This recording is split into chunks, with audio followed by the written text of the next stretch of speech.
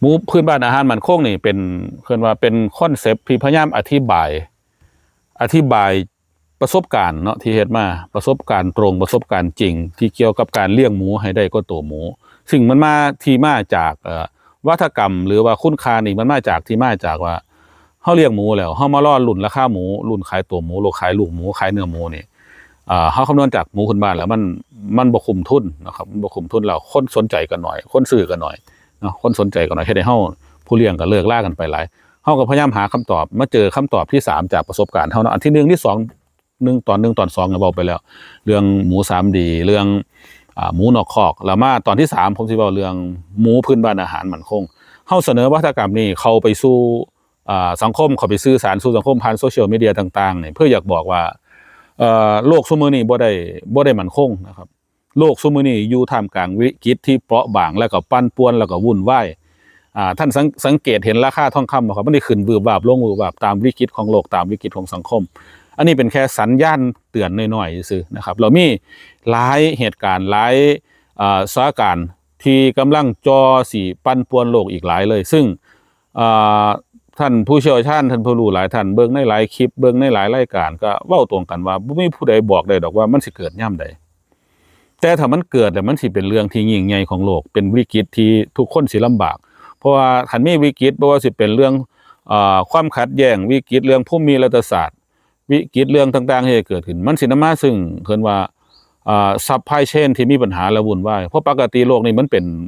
จังได๋เพิ่นว่าเป็นโลกใบเดียวกันเป็นโลกเดียวตลาดเดียววันเวิร์ดวันมาร์เก็ตเป็นโลกเดียวตลาดเดียว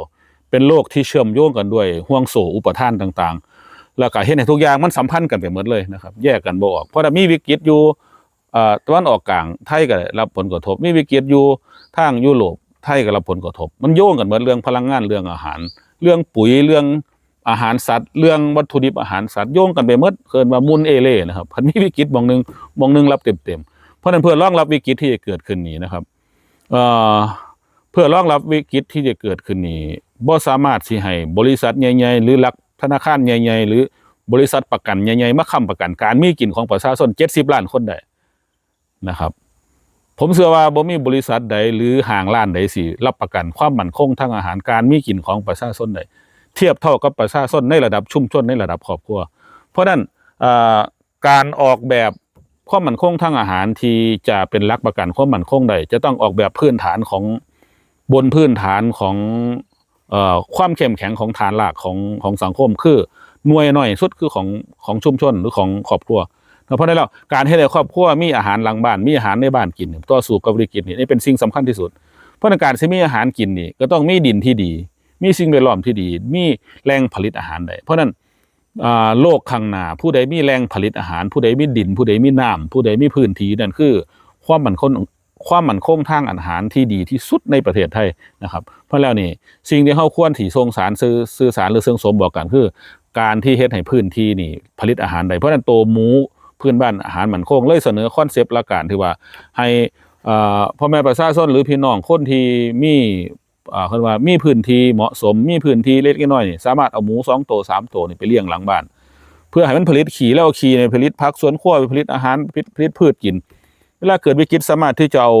ขี้หมูเอาดินที่มีนี่ผลิตอาหารเลี้ยงเจ้าของได้ให้มันได้6เดือนให้มันได้ปีนึงให้มันได้2ปี3ปีได้ตลอดชีพจังดีถ้าออกแบบดีมันสามารถเลี้ยงตลอดชีพได้เลยความหมายว่าบ่ได้เอาหมูหลังบ้านอาหารมั่นคงนี่สิไปสร้างความร่ำรวยมั่งคั่งให้ผู้เลี้ยงแต่กำลังสิบอกว่าหมูพื้นบ้านอาหารมั่นคงนี่ให้เอาไปเลี้ยงเพื่อสร้างความมั่นคงทางอาหารให้มีกินให้ลดรายจ่ายให้เพิ่มรายรับให้มีเพิ่นว่าให้มีหลักประกันให้มีการปลูกพืชเลี้ยงสัตว์ในระดับครอบครัวขนาดน้อยเสริมกับอาชีพหลักที่เฮ็ดอยู่เพื่อที่ให้เวลามีวิกฤตนี่เฮาบ่ต้องรอแจกมาม่าบ่ต้องรอแจกข้าวสารบ่ต้องรอแจกขนมจังซี่นะซึ่งวิกฤตข้างหน้ามันสิใหญ่แล้วก็อาจจะกินเวลาโดนเพราะกินเวลาโดนแล้วบ่มีไผซอยไผได้เพราะนั้นสิ่งที่จะเป็นหลักประกันของเกษตรกรหรือครอบครัวคือการเซตให้หลังบ้านนี่เป็นมองผลิตอาหารมันสิผลิตอาหารในดินมันก็ต้องดีดินดีมันก็ต้องมีผู้ผลิตดินที่ดีก็คือเสนอหมูหลังบ้านอาหารมั่นคงเข้าไปให้เลี้ยงครอบครัวละ3ตัวพอขี้หมูออกมาเอาขี้หมูไปเฮ็ดดินปลูกหลังบ้านผสมดินแล้วก็ปลูกพืชผักสวนครัวพืชผักที่มันกินระยะสั้นกินระยะกลางกินระยะยาวนะครับมีวิกฤตขึ้นมาสามารถอยู่ได้1เดือน2เดือน3เดือนเป็นภูมิคุ้มกันครอบครัวเรื่องอาหารเป็นพื้นที่ยั่งชีพหลังบ้านเป็นอาหารมั่นคง เป็นมองที่จะเป็นหลักประกันให้กับครอบครัวเพราะเฮ็ดหลายๆครอบครัวกลายเป็นชุมชนมีฐานการผลิตอาหารที่เข้มแข็งได้นะครับเพราะนั้นเป็นขึ้นว่าเป็นหลักคิดเล็กๆแต่ยิ่งใหญ่ด้วยเป็นหลักคิดเล็กๆเป็นวิธีการน้อยๆแต่ยิ่งใหญ่ด้วยผลกระทบที่มันสิเกิดหากผนึกพลังหากผนึกพลังหากประสานความร่วมมือสร้างเครือข่ายการเฮ็ดให้ขยับขยายแตกโตตื่นไปมันสิกลายเป็นความเข้มแข็งของหากฐานประเทศในการมีความมั่นคงทางทหารแล้วสิอันนี้สิเป็นหลักประกันที่แท้จริงแล้วก็ยิ่งไกลก็ยิ่งใหญ่ก็บริษัทประกันใดสิมารับประกันว่าประชาชนสิมีกินเพราะในวิกฤตทองก็กินบ่ได้เงินก็กินบ่ได้ทรัพย์สินมีค่าก็กินบ่ได้สิ่งที่มันกินได้คืออาหารเพราะฉะนั้นในยามวิกฤตที่แท้จริงอาหารเป็นสิ่งจำเป็นที่สุดหลายกว่าทรัพย์สินมีค่าซึ่งได้พิสูจน์ในหลายประเทศแล้วในยุคนี้นะเมื่อก่อนคนสิว่าจังได๋ก็สร้างในยุคปกติน่ะเงินคือเป็นสิ่งปกติสมมุติสมบูรณ์ที่สุดแล้วในมนุษย์ควรสิหาแล้วควรสิมีแต่ในเวลาวิกฤตแล้วนี่มีเงินเท่าใดก็บ่สามารถให้อิ่มได้ซึ่งมันพิสูจน์ในหลายประเทศแล้วที่เกิดขึ้นเพราะนั้นแล้วเรื่องนี้บ่แม่นเรื่องไกลโตเป็นเรื่องใกล้เข้ามาแล้วก็บวกกับสถานการณ์โลกที่ปั่นป่วนเปลี่ยนแปลงไปทุกมื้อบ่มีความแน่นอนผมว่าคอนเซปต์หมูพื้นบ้านอาหารมั่นคงนี่ถ้าเฮาซอยกันขยับขยายหรือท่านที่ยังบ่เลี้ยงก็เอามาเลี้ยงอยู่หลังบ้านตัว2ตัวนี่ก็เป็นการเพิ่มปริมาณบรรลุความต้องการหมูพื้นบ้านเป็นการรักษาวิถีวัฒนธรรมการกินหมูพื้นบ้านเป็นการสร้างความมั่นคงทางอาหารเพราะฉะนั้นนี่คือคำตอบที่3ว่าหมูดับหมูป้าหมูพื้นบ้านเราเนี่ยเลี้ยงเราไปขายใส่นี่คือวัฒกรรมนี่คือวิธีการที่สร้างคุณค่ามากกว่ามูลค่าสุดท้ายตอนนี้ความต้องการหมูก็ต้องเพิ่มหลายขึ้นนะครับเพิ่มหลายขึ้นซึ่งก็จำเป็นต้องผลิตหมูพื้นบ้านให้มันหลายขึ้นเพื่อที่จะตอบสนองต่อ